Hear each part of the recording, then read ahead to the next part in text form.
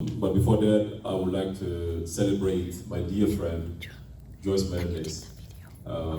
She's always been there for me, very supportive, and every time I invite her to support a project, whether it is in my nonprofit organization or in my consulting firm, she's always there. And I just want you to know that I really appreciate you. You deserve all the best. So guys, please give a big hand to my dear friend.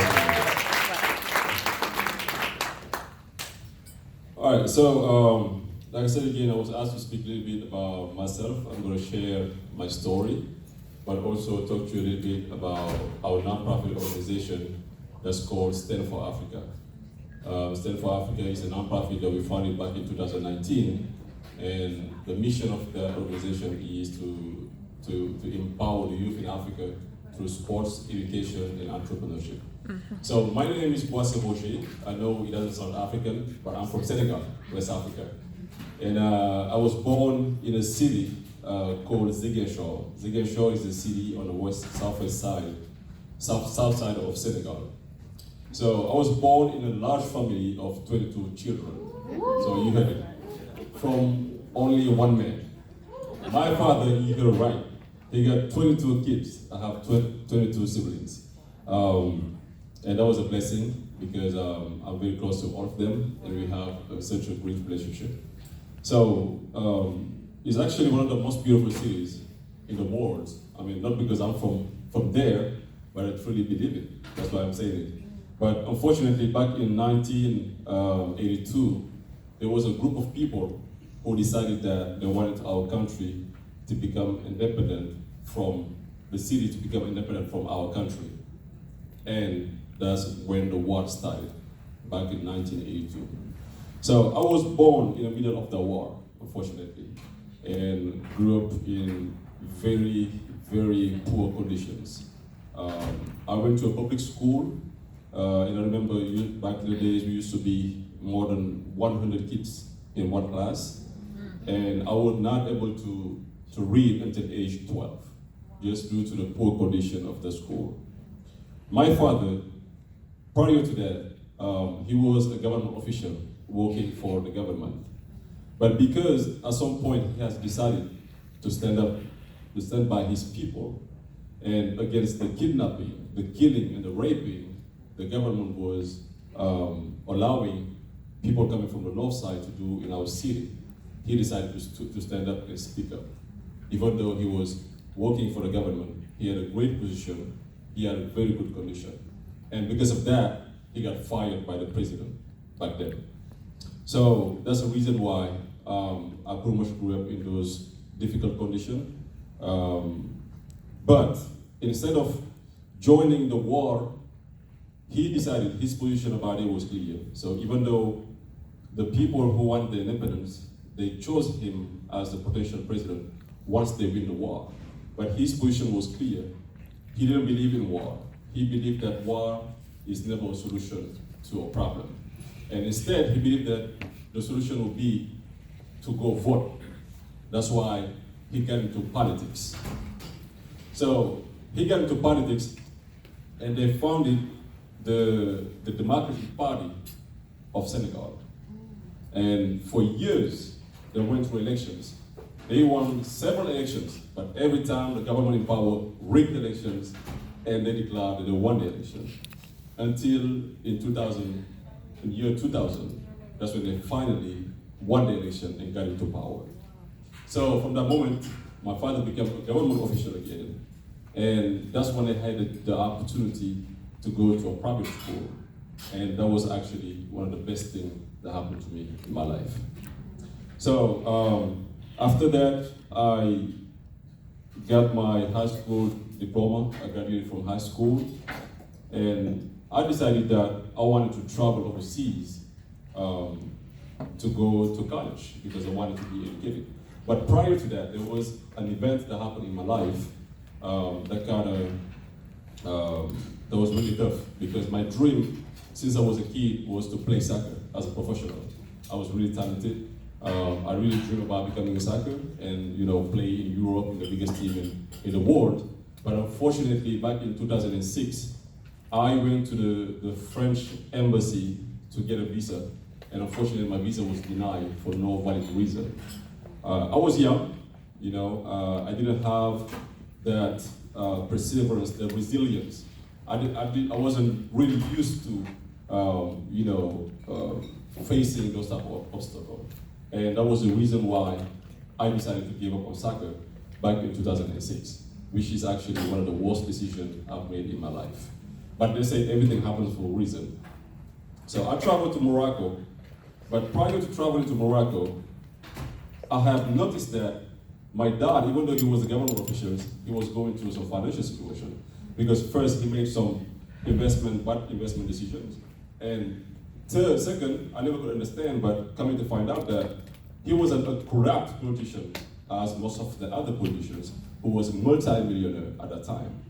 But I did not let that stop me from traveling overseas for the new goal that I had in my life, which is after soccer to go pursue my education and get a college degree. Regardless, the fact that he was going through the situation, I decided to travel to Morocco. So I got to Morocco, and I was not able to get any financial support from my family for that period of time from the beginning. But what happened is that I didn't let that stop me. I didn't allow it to stop me. I told my colleagues, my friends, with whom I was living in the same house, that I wanted to go to the best school in the city where we used to live at, which is Fez, on the north side of Morocco. They said, forget about it, because you don't have the money right now to go to the school. I told them, watch me. So I started looking for a job for 1 month straight. I went from places to places, I couldn't find a job. Until one day I was walking to a building and I saw a flyer that says, French company established in Morocco looking for someone who's fluent in French. French is my first language. So that was boom. That was a perfect job for me. And at that time I was around 20 years old and I was already making $1,000 every month. So whoever know Africa knows $1,000 is good money, a lot of money, and back then. So because of that salary, I was able to go to the same school they said I couldn't go, and pay for my tuitions and fees and books from freshman to a master's degree. That's right. So I proved them that they were wrong for thinking that because I have something, I don't have the financial means, that I could not make it happen. And it wasn't it. So every year during summer, I would find a flight ticket, round trip to my country, and I would go work for the Central Bank of Africa for 3 months straight. Because my dream after that was to become a banker in my country and work for the biggest bank in Africa. And every summer, I would find the money to go. I didn't, spend my time summer partying or doing all of that. I would just focus on my career. I know, what I wanted, where I was going in my life, and I really put all the energy towards that goal, and I was making it happen. So after I graduated from the university, I got my master's degree. I was actually getting ready to go back to my country and work for the same bank, the Central Bank of Africa. And that's when a friend of mine who went to the same school, I heard that he came to the United States, and he happened to come to Houston. A few weeks after, a cousin of mine, he came to me and he started talking about the United States, just like he's been to the United States, but he's never been. And he started telling me about it, and it was like, why all of a sudden, this idea of the United States is coming from from out of the blue. And unlike most of young Africans, I had never dreamed about coming to the United States. Again, my goal was to go study, get my degree, and go back to Senegal and work for the bank. But at the moment, when I started talking about the United States, I was like, you know what? Let me just ask my friend who's in Houston, how it is. And I called him, asked him about, how is the life, how is the condition of his Houston, and he told me that it was great, that he was enjoying it. And I was like, you know what? Let me just give it a try. So I sent him all my documentation, and he helped me get an admission from the University of Houston. I went to Casablanca, the capital. It's actually Rabat is the capital. Casablanca is actually the second capital. I got my visa from Casablanca, but it took me pretty much 1 year, the process, before I get my visa. Every time I come, there is a paper that's missing on my file, and I went through it. To me, I had already put my mind into it. I wasn't going to give up, because the fact that I had given up on soccer, which is until now one of my biggest mistakes. That's the reason why I don't even watch soccer anymore, because every time I watch it, to be honest, every time I watch it, I feel something, because it reminds me of the mistake that I made. The fact that I did not persevere, I didn't have the resilience to keep going. And that was one of the biggest mistakes. And I don't like to remember that mistake, because I was still young and I could keep pushing until I make it. I finally got my visa, and I had all the money I had saved was actually ran out. I didn't have no money anymore. I couldn't even pay for my flight ticket to come to the United States, and I couldn't count on nobody. So I went and see a friend of mine who was back then a business owner in Morocco, well established, and I showed him my visa, explained the situation, and I was like, I need you to lend me some money, and I will go to the US, I'll work, and I'll pay you back. He said, okay. He was way older than me, but he was like a big brother to me. So because of him, I was able to get my flight ticket and come to the United States. So believe it or not, I traveled to the United States. It's a long story, but I came to the United States with $0 in my pocket. Luckily, I had my friend who was living in Houston who accepted to host me at his place and kind of facilitate everything for me to find a job and to be able to go to school. When I came to Houston, all the people around me that I see was doing the job that we know when we come to the United States as international student. They were doing valet for the most part, and they would do it for years. I started as a valet driver, but from the beginning I knew that it was not for me. So I didn't do all these sacrifices, went to school, paid for my own school to be, there's nothing wrong with it, it's a job, but I just believe that I deserve better in my life. So I did not let the situation of the people around me limited me. So from that moment, I started networking. I realized the importance of networking in the life of an entrepreneur. I started going from events to events. Every week I would go at least to 3 different events. Sometimes I would skip my class, which wasn't a good thing. But if I know that Ron Reynolds, for instance, or Sheila Jackson Lee, or the mayor is hosting an event, and I have the possibility to go there and meet powerful people, I would go. Even though I have to skip class, I would do it. I used to do it. I used to work as a security, and we would be like 2 people on a shift. And I would talk to one of my guys, and I would take the door in the back. I would go slowly, go out, take out my uniform, put my nice suit, and go to an event. That's right. So that's how I started building my network in Houston. So back in 2015, my dad passed away. I was here in Houston. My dad was my role model. He was my closest friend. He was everything for me, to be honest with you guys. And I'm going to be honest, he was my main motivation, the reason why I wanted to succeed and become something. Because mind you, he has 22 children, and none of those children has a master's degree, but me. Wow. None of them have actually followed his foot. So I'm pretty much the one carrying his legacy. And I wanted to make him proud, because I know that there wasn't one of my siblings to have done it. So I wanted to be different. And I know I did it before he passed away. So when he passed away, it was really tough. I went through depression, and I was on the medication for 8 months. I couldn't go to school no more. I couldn't go to work no more. I got kicked out of my apartment. I went through all of that. A few months after, after I went through all the chaos, I got back on my foot. And I found a job. I went back to the job I was doing. And from the moment, I had a different perspective.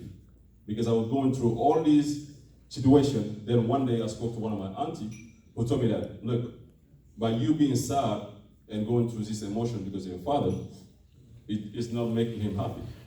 What's going to honor him and make him happy is for you to keep going and succeed. And that really played something in my mind and changed my perspective on the situation. And from the moment, the same company where I started as a valet driver, where I would come and people would laugh at me because I didn't speak no English when I come to the United States, I became the manager of the valet company. A few months after, I became a manager of a bigger company. A few months after that, I became manager of another bigger company, not until I create my own consulting company and become president and CEO. That's right. So, and then my life started taking off. Everything seems aligned, all the stars seems aligned for my success. I was getting all these, deals. I was hosting trade missions, inviting elected officials from Africa to come over here. Business people, chambers of commerce would, host a trade mission, and my company was doing great. And then the next year, I got a contract with Power Hands. Power Hands is a company in sporting and good. It was founded by a former NBA player. So I got appointed as the vice president in Africa with a budget of $5 million. So, and on the side, in my consulting company, I got contacted by a multi-millionaire investor who wanted to invest in Africa. And I was gonna make $100,000 for my services. The same week that he purchased the flight tickets for us to fly to Africa, the same week they shut all the borders because of COVID. And I saw all the doors shutting down in front of me, one after the other. And that became also another depression and tough time that I had to go through. That was really, really difficult. I went through all that process, got out of the process, and got another contract from another company that's employee-owned. So I started working for the company. I was one of the directors and also a shareholder. And my life started getting better. Until back in October, I got out of work, jumped into my very nice Audi Q5, which I really liked. And driving on my way home, I stopped by a light, and an F-150 came straight and hit me. So the entire car was damaged, except the driver's side, just to show that God has his hand on me in every situation.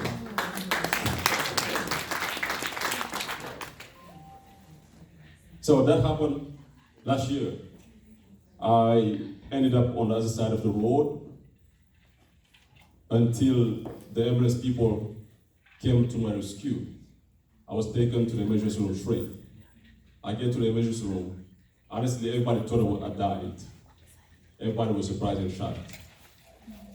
When I got to the emergency room, they got to all this. I woke up. They got all these scanners, CT scan, and everything, and I had 0 fracture. Amen.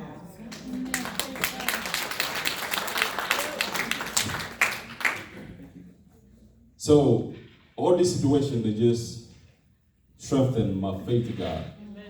And I understand that I have a bigger purpose in my life, and that those experiences that I've been through, I was not ready for the purpose of God. I believe that I have a bigger purpose. And all I have to do is to be patient, to be resilient, and to accept His will, which I do. Today, that was pretty much my story, a little bit that I wanted to share with you. And I wanted to say that Joyce, today is a special day because first, we are celebrating you. Second, we have a United States presidential candidate in the building. And the third reason is that today is going to be the first time that I'm publicly, for the first time, announcing that I'm running for for the presidential campaign in my country. All right.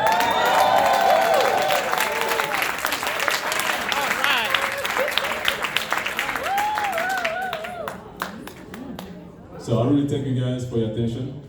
I thank you, Joyce, for giving me this opportunity. God bless you, and God be with you. Thank you.